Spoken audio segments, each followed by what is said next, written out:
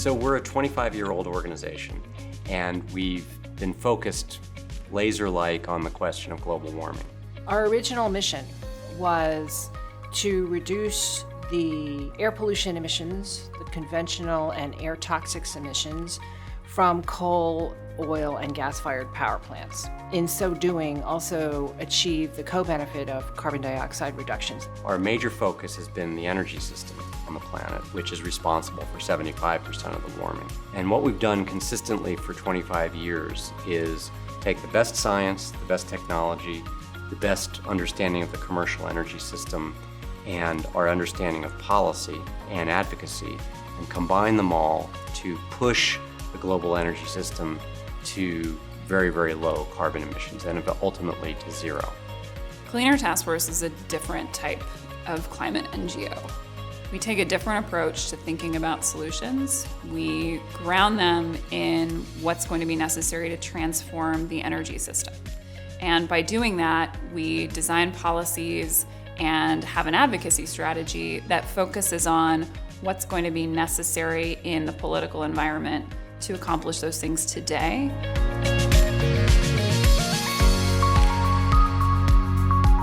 80% of all the energy the world needs, that's today very dependent on fossil fuel and very hard to decarbonize, particularly in sectors like transportation, shipping, industrial sector. So we really need to rethink how the whole energy matrix needs to be addressed, particularly in these very increasingly energy demands that we see in the world. Our theory of change at Clean Air Task Force is really that, of course, we need comprehensive climate policy like carbon pricing or clean energy standards, but without technology-specific policy, we won't have the technologies available to actually have the impact of these comprehensive climate policies. We have to essentially replace the entire energy system and double it in size in the next 50 years. We need to really be open-minded to options, and we need more options, not fewer. We work on a variety of technologies, particularly next-generation decarbonization technologies. If we look at the International Energy Agency's analyses, 75% of emissions reductions are expected to come from technologies that are not yet mature. So our vision would be to have a very rich menu of zero carbon energy: wind, solar, carbon capture, advanced geothermal, hydrogen, nuclear fission, nuclear fusion, and have policymakers and the public able to really choose from a number of really good options. We call this optionality. The more options we create, the lower the risk of failure. And we're really stretching our thinking in terms of looking at transformative, radical solutions, but at the same time, being realistic. In the next 25 years, we need to be very close to a net zero global energy system. And that's going to be an incredibly large challenge.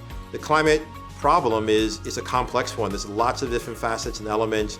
It's not just transportation, you also have industry, you also have, frankly, a lot of political interest and a lot of people who are kind of staked in the old system. And so you need to do a lot of things simultaneously.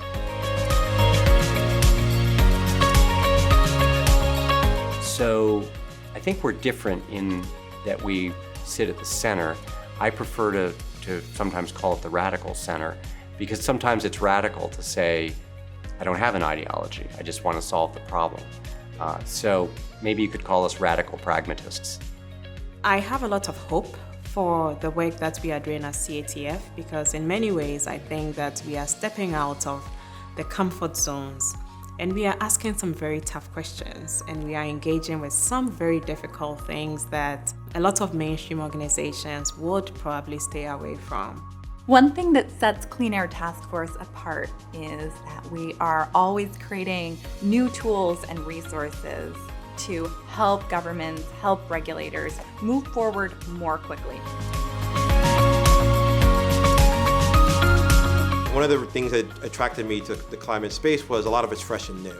There's a lot of things that have yet to be seen. There's a lot of technology yet to be developed. We talk about hydrogen a lot, we talk about ammonia a lot, but it doesn't mean that we're anti-batteries, right? We realize that, batteries have their role. And I think that keeping an open mind is really a key to making sure that we solve this problem as efficiently as possible.